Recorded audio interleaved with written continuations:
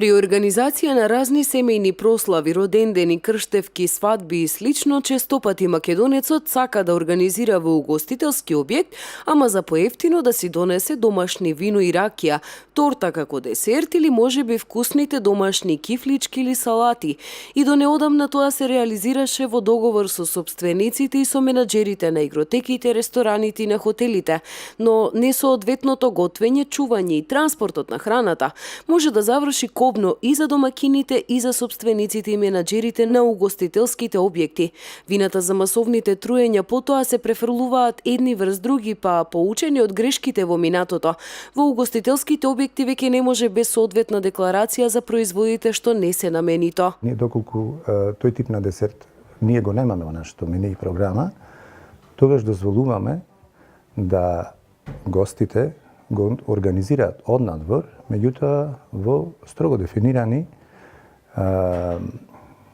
сладкарници кои што работат по целосната регулатива, а тоа е имплементиран хасап, фискална сметка со која што се гарантира безбедноста на храната која што се носи.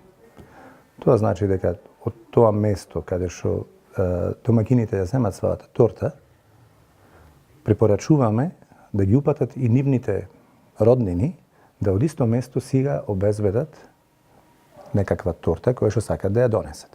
При тоа мора да ни достават фискална сметка, документ од соодветната сладкарница. Во угостителските објекти потврдуваат дека мора да имаат покритие за секоја храна што им се нуди на гостите.